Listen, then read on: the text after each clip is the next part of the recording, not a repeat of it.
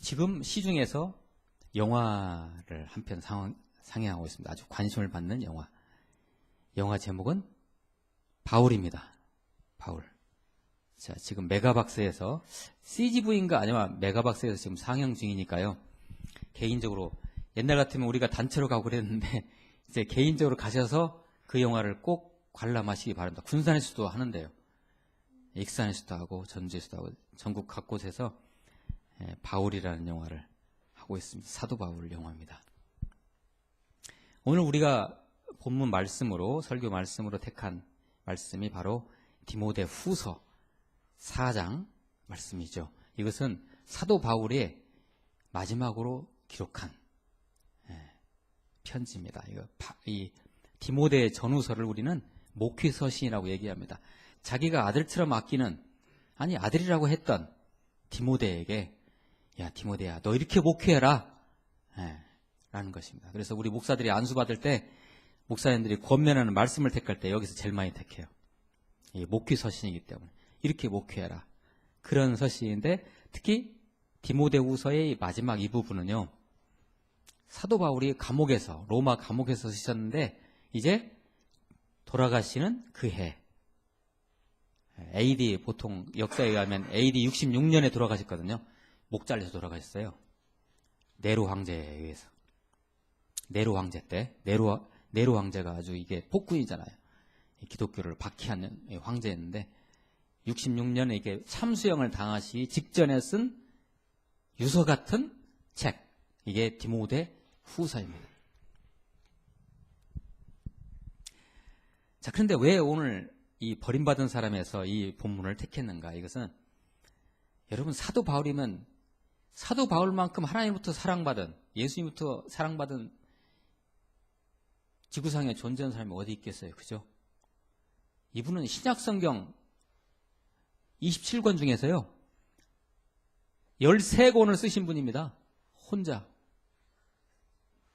이만한 하나님의 제자, 예수의 제자가 어디 있습니까? 이 세상에. 없습니다. 그런데 이러한 사도 바울도 인간들에게 버림을 당했다는 그 증거를 제가 오늘 말씀에서 찾아서 조금 나눌까 합니다. 그 부분을. 자, 디모데후서 4장 9절을 한번 보세요. 그대는, 이 그대는요 디모데를 말해요. 감옥에서 지금 그대는 속히 내게로 와라. 속히 내게로 와라. 뭐예요? 마음이 고독해요. 쓸쓸해요. 그리고 아마 이렇게 영성이 있는 우리 사도 바울 선배님 같은 분들은 당신이 언제 죽을지에 대한 어떤 영감이 왔을는지도 몰라요. 이제 내가 죽을 날이 얼마 안 남았으니까 내가 보고 싶은 아들 디모데야, 너가 지금 에베소에서 사역하고 있는지를 안다. 수고 많다. 그러나 속히 나한테 와라. 그렇게 지금 편지를 쓰고 있습니다. 4장 10절입니다. 대마는 사람 이름입니다. 대마는 이 세상을 사랑해 나를 버리고 사도 바울을 배신하고 데살로니가라고 갔고, 그레스에게는 갈라디아로, 디도는 달마디아로 갔다. 나를 다 떠났다. 나를 다 버렸다. 나의 동역자들인데 이런 것입니다. 나를 버리고. 뭐예요? 사도 바울 같은 이런 대사도도요 인간들에게 이렇게 따돌림을 당했어요. 그리고 4장 11절 보시면은 같이 한번 읽어보실까요? 시작. 누가만 나와 함께 있다. 그대는 올 때 마가를 데리고 와라. 그는 내 사역에 도움이 되는 사람이다. 누구만 함께 있어요? 누가는 의사예요. 아시죠? 누가 병원 많이 있잖아요. 우리 주위에. 누가 정형외과 뭐 있고 그러잖아요. 누가가 의사이기 때문에 그래요.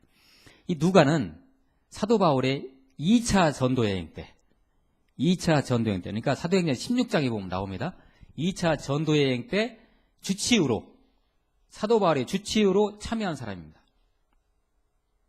그때 사도 바울을 통해서 역사하시는 성령의 역사를 아주 불같이 체험합니다. 누가가 옆에서 보면서 이게 뭘까? 여러분, 의사면 과학자잖아요. 과학을 숭상하는 그 의사가 그 신비한 사건들을 보면서 이게 뭘까 하고 거기에 매료돼가지고 완전 사도 바울을 주치의로 따라다녔어요. 그때부터 계속. 언제까지? 지금 감옥에 있는데 유일하게 누가 함께 있어요? 누가만 함께 있어요. 누가만. 다 떠나고. 누가만 나와 함께 있다.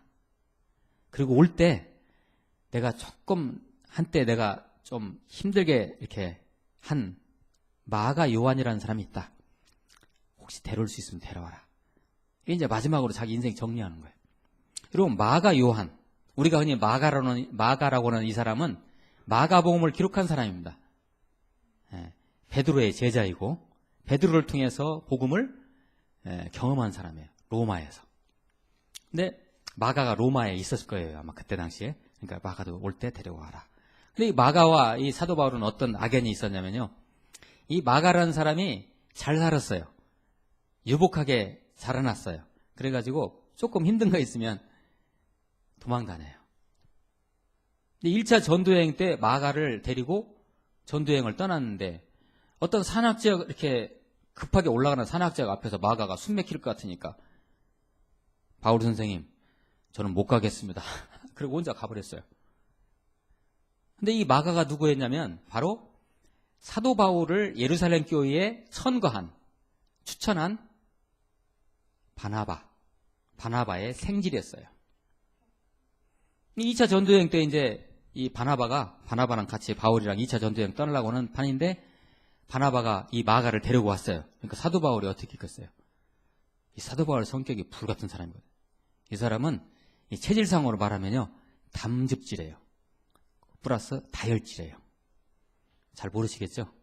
네, 그거 설명하다가 시간 많이 가니까 담즙질에다가 다혈질이면요. 아주 그냥 아주 불 같은 사람이에요. 그래서 마가를 데리고 오니까 바나바가 자기 스승 같은 사람 아닙니까? 사도 바울에게는. 근데 자기 스승한테 그 자리에서 뭐라고 하냐면 나 마가 안 데리고 가요. 갖고 당신 둘이 떠나시오. 그냥 다른 데로. 이렇게 해버렸어요. 거기에 마음이 맺힌 거예요. 그래서 이 마지막 때 이제 디모데야 네가 올 때 마가를 데리고 와라 그래요. 그리고 그는 내 사역에 도움이 되는 사람이다라고 칭찬하고 있어요. 이제 4장 12절입니다. 내가 두기고를 에베소에 보냈다. 자, 지금 현재 디모데, 이 편지를 받고 있는 디모데는 어디에서 사역하고 있어요? 에베소에서 사역하고 있어요. 그래서 네가 나한테 오게 되면 에베소 그 사역이 공백이 생기니까 내가 두기고라는 사람을 에베소로 보낼 테니까 너는 이쪽으로 와서 나하고 함께 있자. 나 쓸쓸하다. 고독하다. 사람들이 다 나를 버리고 도망갔다. 그렇게 얘기하고 있는 겁니다. 4장 13절입니다. 그대가 올 때 드로와 가보의 집에 두고 온데 겉옷을 가져오고 이제 겨울이 다가오니까 좀 추웠던 모양이죠. 겉옷을 가지고 오고 특별히 양피지에 쓴 것을 가져와라. 양피지라는 것은 아마 우리가 생각할 때 양피지에 뭐가 기록되어 있을까요? 그리고 왜 양피지를 가져오라 하겠을까요? 하나님의 말씀이겠죠. 우리가 쉽게 생각할 때 구약성경, 아직 여기서는 신약성경이 완성이 안 될 때니까 구약성경이겠죠. 또는 어떤 중요한 무슨 그 하나님의 전승이 기록된 무슨 기록물이겠죠. 그걸 가져와라. 자, 이런 말씀입니다. 오늘 제가 선택한 말씀이. 그런데 어쨌든 여기서 우리가 가시적으로 얻을 수 있는 그 팩트는 뭐냐면은 사도 바울도 버림을 당했다. 사람으로부터. 그리고 말년에 이렇게 고독하고 쓸쓸하다는 것이죠. 자, 여기까지만 잠깐 여기서 접어두시고 이제 자, 우리의 인간의 실존이라는 것이요.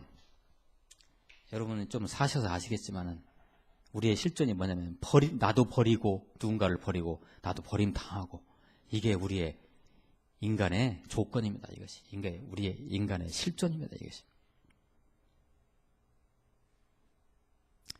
자, 그래서 잠깐 이 말씀 디모데후서 이 말씀을 잠깐 접어두시고 이제 정리하는 의미에서 몇 사람 성경상에서 또 버림받은 몇 사람들을 조금씩 언급하면서 이제 말씀을 결론으로 이제 이끌고자 합니다. 첫 번째 들은 인물 하갈이라는 인물입니다. 그 말씀 한번 펴주세요. 제가 준비한 말씀. 창세기 21장에 나오는데 하갈이라는 인물 여러분 아시죠? 하갈은 아브라함의 첩입니다. 그죠? 그리고 아브라함의 아내인 사라의 몸종입니다. 사라의 소유물이죠. 그런데 사라가 아기를 못 낳으니까 아브라함이 하갈과 이제 사라가 획책을 해가지고 하갈과 아브라함이 동침했잖아요. 그래서 이제 누구를 낳아요? 이스마엘이라는 아들을 딱 나니까는 이 몸종인 하갈이 갑자기 의리였었는데 갑자기 갑이 된 거예요. 그래가지고 갑질을 하는 거예요. 누구한테? 사라한테. 그리고 아브라함한테 그렇게 얘기하는 거예요. 이제 내가 진짜 아내다 말이에요. 그러니까 사라가 보니까 기가 막히죠. 그래서 아브라함한테 사라가 막 충동질을 해가지고 하갈을 쫓아버립시다. 그래서 이제 이 이스마엘이 한 10대 초반쯤 그쯤 됐을 때, 열 몇 살 됐을 때 하갈과 이스마엘을 광야로 쫓아버렸어요. 쫓아내버렸어요. 버림당한 거죠. 그죠? 자기 남편으로부터. 가족으로부터 버림당한 거잖아요, 하갈이. 예. 그 말씀입니다. 제가 가져온 말씀. 다 읽지는 않겠습니다. 거기에서 21장 16절 말씀 한번 펴주세요. 이제 광야로 쫓겨났어요. 이 갑질을 했던, 주제 파악도 못하고 갑질했던 하갈과 자기 아들 이스마엘이 광야로 쫓겨나서 얼마나 여러분 참 그랬을까요? 이런 버림을 당했을 때. 제가 읽어봅니다. 16절. 화살이 날아갈 거리만큼 떨어진 곳에 가서 마주보고 주저앉았으면 누가 마주봤어요? 아들과 엄마가. 그녀는 하갈이죠. 이 아이가 죽는 것을 차마 지켜볼 수가 없구나 라고 말하며 아이를 마주보고 앉아 큰 소리로 울었습니다. 예, 한번 드라마의 장면이라고 생각하셔서 한번 연상을 해보세요. 17절입니다. 하나님께서 그 아이가 우는 소리를 들으셨습니다. 하나님의 천사가 하늘에서 하갈을 불러 말했습니다. 하갈아, 내게 무슨 일이 있느냐? 하나님께서 저기 있는 아이의 소리를 들으셨으니 두려워하지 마라. 18절입니다. 이제 일어나 가서 저 아이를 일으켜 그 손을 잡아라. 내가 그로 큰 나라를 이루게 하겠다. 라는 약속을 주십니다. 지금 지구상에 어떤 큰 두 세력이, 문화적인 두 세력이 있다면요. 문화 종교적인 두 세력이 있다면 그 세력은 기독교 세력과 무슬림 세력입니다. 이 무슬림 세력의 막강한 조상이 누구였냐? 바로 이스마엘입니다. 왜 그렇게 됐을까요? 우리는 말씀의 근거에서 말할 수 있어요. 여기 보세요. 내가 그로 큰 나라를 이루게 하겠다. 그가 누구예요? 하갈의 아들인 이스마엘이죠. 그래서 이 무슬림이 지금 이렇게 하나님의 말씀 그대로 성취되는 거예요. 그러면 우리가 생각할 때는 무슬림 그 나쁜 사람들 왜 하나님이 이렇게 은혜 주셨을까? 우리는 그렇게 생각하면 안 돼요. 하나님은 모든 사람들의 하나님이에요. 그들도 하나님의 백성이 장차 될 그런 사람들이니까 하나님에게 이런 복을 주신 거죠. 그래서 아무튼 이렇게 말씀이 이제 마무리됐습니다. 교만했던 그 하갈을 아브라함과 사라가 무시하자 그대로 버림받아 쫓겨났지만 그러나 하나님께서는 그들을 어떻게 했어요? 복을 주시고 약속을 주시죠. 실은 우리 주위에서 이 하갈과 이런 관계들 쫓겨나고 버림받고 이런 것들을 우리 주위에서 많이 일어나죠. 직장에서 많이 일어나고 있잖아요. 가정에서도 실은 일어나고 있고요. 자, 두 번째 인물 막달라 마리아를 제가 가져왔습니다. 막달라 마리아 16장 9절 말씀 마가복음 한번 같이 한번 읽어보실까요? 마가복음 16장 9절 시작. 예수께서 그 주가 시작되는 첫날 이른 아침 부활하셔서 맨 처음으로 막달라 마리아에게 나타나셨습니다. 막달라 마리아는 전에 예수께서 7 귀신을 쫓아주신 여인입니다. 막달라 마리아 많이 들어봤죠? 막달라라는 곳은 갈릴리 호수 지역, 갈릴리 지역의 지명 이름이에요. 막달라라는 지역. 막달라의 그 출신의 마리아를 얘기하는 거예요. 오늘 이 말씀에 의하면 제가 가져온 말씀에 의하면 막달라 마리아는 7 귀신 들렸네요. 7 귀신은 어떤 귀신이에요?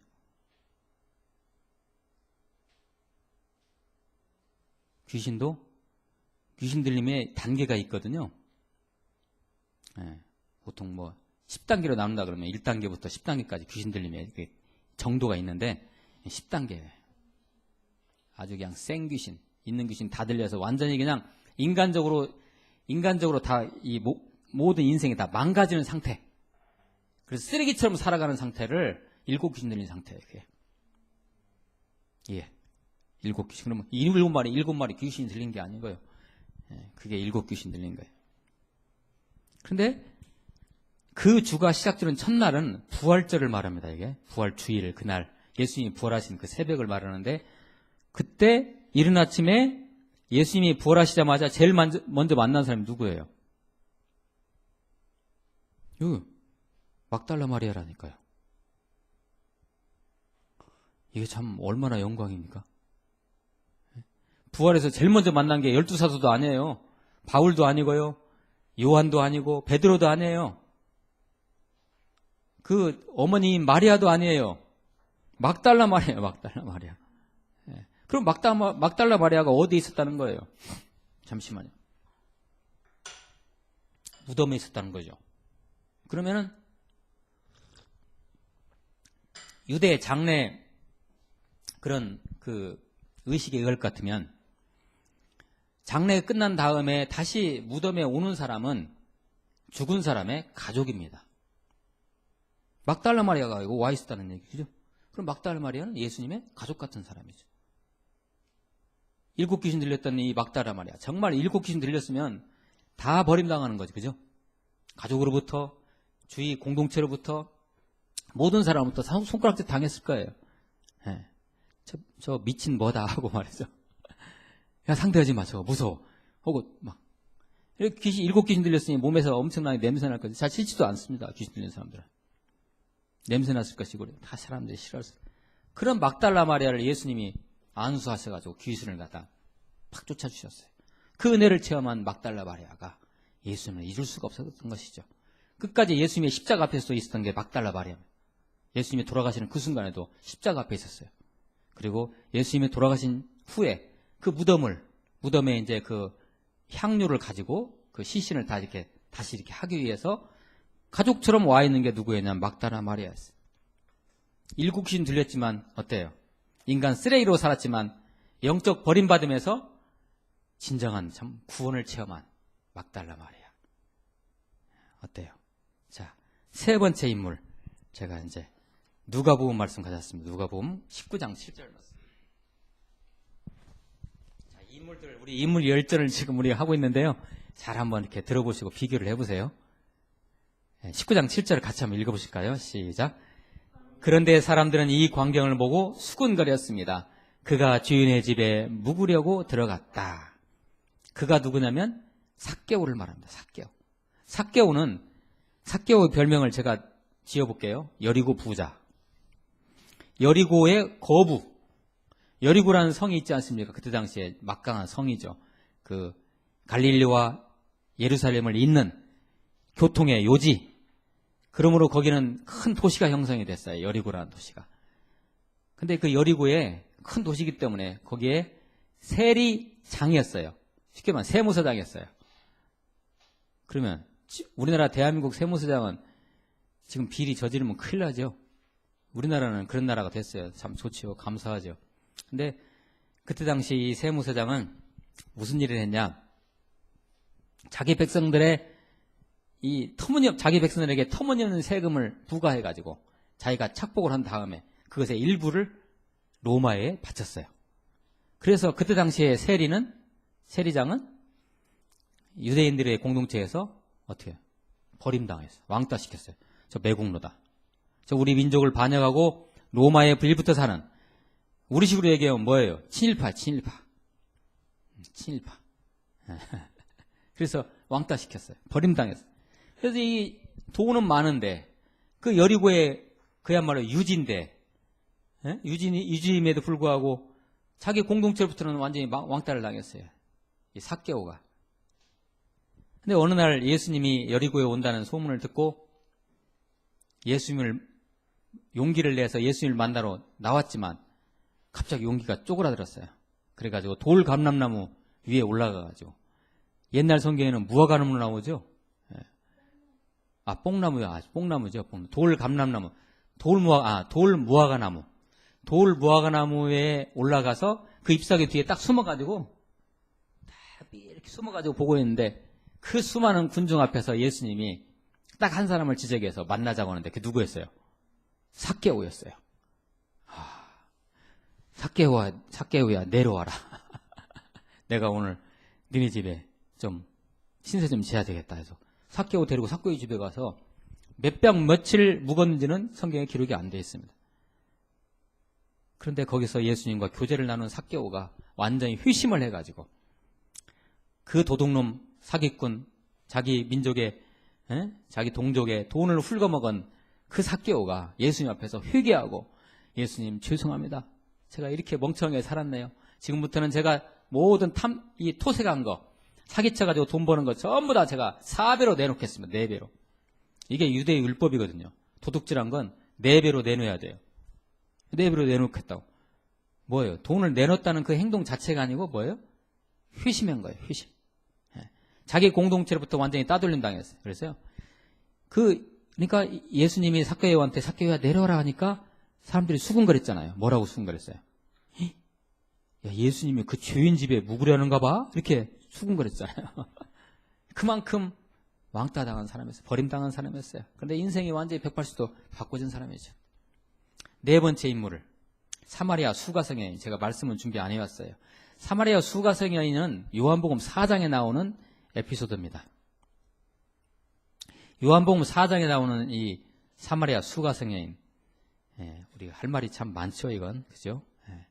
남편이 몇 명 있었어요? 5명 있었어요. 근데 지금도 어떤 남자와 동거하고 있는데 그는 남편이 아니에요.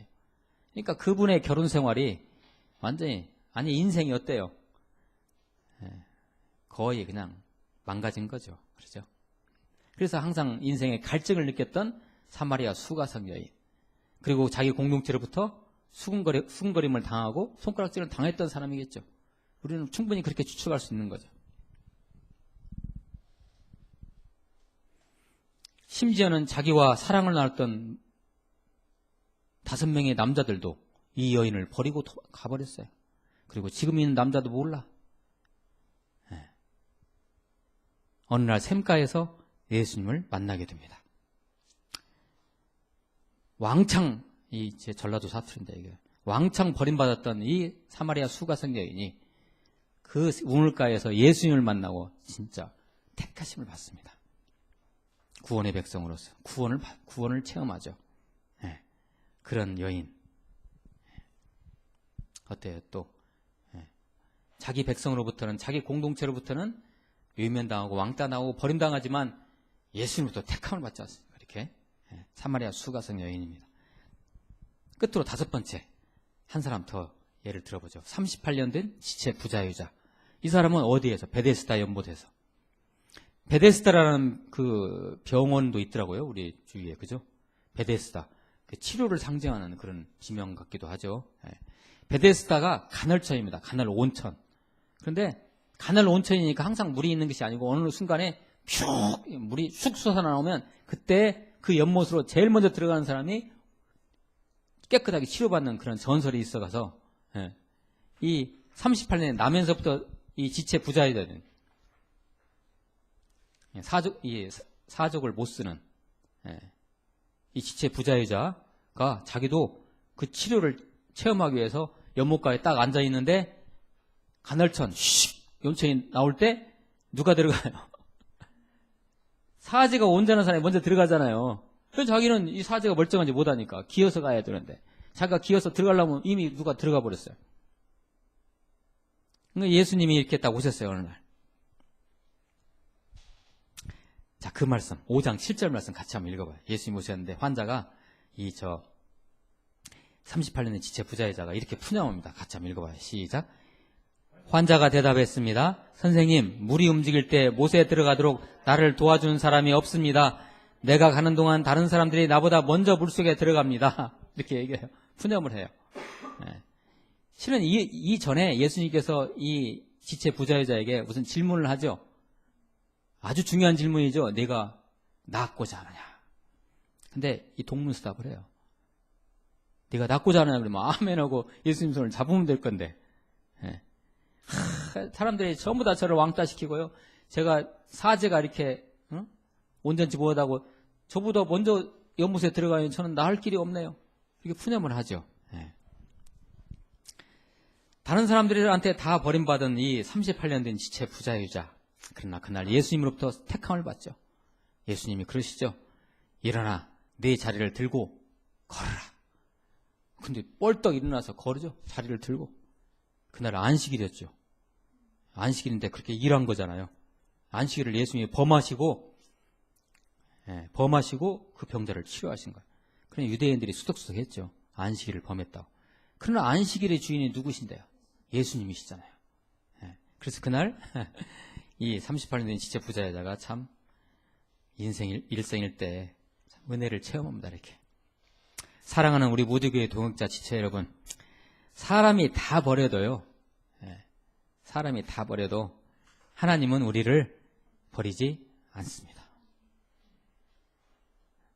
하나님은 우리를 버리지 않습니다. 우리가 오늘 나눴던 이 바울 위에 나눴던 하갈, 막달라 마리아, 삭개오, 사마리아 수가성 여인, 38년 지체 부자, 전부 다 이 버림당함을 체험하는 사람들인데 그들은 하나님으로부터 택함을 받았어요.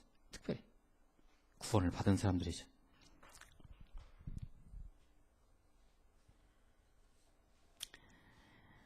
하나님의 은혜가 참 큰 것이죠.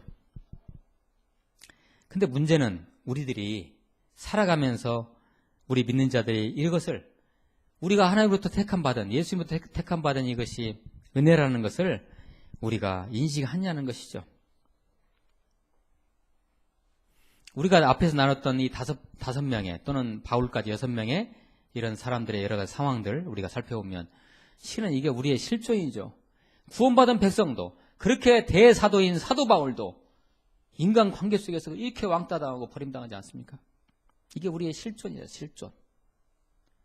그러나 우리가 놓쳐서는 안 되는 것은 그 배후에는 여전히 변함없이 하나님께서 일하시고 통치하고 계시며 우리에게 궁극적 은혜와 사랑을 베풀고 계시다는 것입니다. 아마도 우리는 위에서 든 이 6가지 경우의 인물들 또는 5가지 인물들 어느 한 사람과 분명히 우리도 아마 유사점을 가지고 있을지도 몰라요. 그 중에 어떤 한 사람과. 버림받고 버리고 하는 인간의 이 실존 속에서도 그러나 우리는 놓쳐서는 안 되는 것이 있습니다. 바로 이것입니다. 나는 하나님 나라를 찾을 수 있는가? 내가 지금 가족으로부터, 남편으로부터, 아내로부터, 자식으로부터, 직장 상사로부터 또는 나의 공동체로부터 내가 버림당하고 있지만 나는 하나님 나라를 그 순간에도 바라보고 있는가?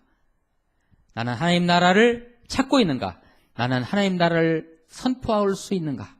그리고 장차 곧 임하게 될 완성된 하나님 나라를 기대하고 있는가? 이것입니다. 바로 이것입니다.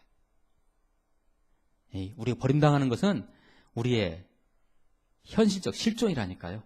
그걸 경험할 수밖에 없어요. 세상은. 그러나 그런 상황 속에서도 우리는 이걸 놓치면 안 되는 것이 바로 이것입니다. 이걸 놓치지 않았던 사람이 바로 사도 바울이었던 것입니다. 다시 말씀을 봅니다. 오늘 말씀 이제 마무리를 하면서 4장 9절 한번 눈으로 한번 보세요. 그대는 속히 내게로 와라. 대만은 이 세상을 사랑해 나를 버리고 데살로니가로 갔고 그레스에게는 갈라디아로 디도는 달마디로 갔으며 누가만 나와 함께 있다. 그대는 올 때 마가를 데리고 와라. 그는 내 사역에 도움이 되는 사람이다. 내가 두기고를 에베소로 보냈다. 그대가 올 때 드로아 가보의 집에 두고 온 내 겉옷을 가져오고 책은 특별히 양피지에 쓴 것을 가져와라. 바울은 분명히 푸념하고 있고 부탁하고 있지만 바울의 실제 내용을 자세히 보십시오. 무슨 얘기하고 있습니까? 하나님 나라 사역 얘기하고 있지 않습니까? 지금 여기서. 그죠? 좀 보세요. 다 인물들, 자기 동역자들 얘기하고 있고, 그죠? 자, 바울은 감옥에서 이제 죽음을 앞두고 있고, 내가 이렇게 왕따 당하고 나 버리면 당하고 있다는 얘기를 하고 있는 그 과정 속에서, 그 가운데서도 바울은 하나님 나라를 찾고 있고요. 하나님 나라를 보고 있고, 하나님 나라를 지금 선포하고 있는 것입니다. 디모데에게도, 야, 디모데도 에베소에서 수고했다. 내가 두기고를 그쪽으로 보내니까 너 와서 나하고 함께 있어라. 두기고가 거기서 사역할 것이다. 지금 무슨 얘기하고 있습니까? 지금 하나님 나라를 얘기하고 있어요. 교회 얘기를 하고 있어요. 바로 이것입니다. 야, 이 사도 바울의 영성을 우리가 다시 한번 여기서 확인하는 거죠. 대사도입니다. 정말. 버림당함의 현실 속에서 나는 하나님 나라를 찾을 수 있는가? 하나님 나라를 내가 볼 수 있는가? 하나님 나라를 선포할 수 있는가? 그리고 장차 임하게 될 완성될 하나님 나라를 기대하고 있는가? 버림당하는 그 과정 속에서 어때요? 우리 무디교회 성도님들 이런 멋진 인생 사시면 어떨까요? 이게 멋진 인생이에요. 버림당한다고 찡찡 울고만 있을 거예요? 그 과정 속에서도 하나님 나라를 찾는 거예요. 얼마나 멋집니까? 그리고 이번 주 중에요, 한번 꼭 시간 내셔가지고 무엇이라? 바울 영화 꼭 한번 보세요. 바울 영화. 제가 완전히 이거 무슨 선전하는 사람이네요. 바울 영화 꼭 한번 놓치지 마시고요. 자, 이런 하나님 나라를 앙망하는 은혜가 세세뭉토록 우리 무디교회와 여러분에게 있으시기를 축원합니다. 기도하십니다. 하나님, 주님 다시 오시는 그날까지 완성된 하나님 나라를 기대하는, 비록 우리가 현실 속에서는, 실존 속에서는 왕따 당하고 버림당하고 있지만 우리의 심령 속에서는 그 생명의 복음이 움터서 장차 다시 오실 하나님 나라를 앙망하면서 이 땅에 하나님 나라를 선포하고 살아가는 저희들 되게 하옵소서. 예수 그리스도의 이름으로 기도하옵나이다. 아멘.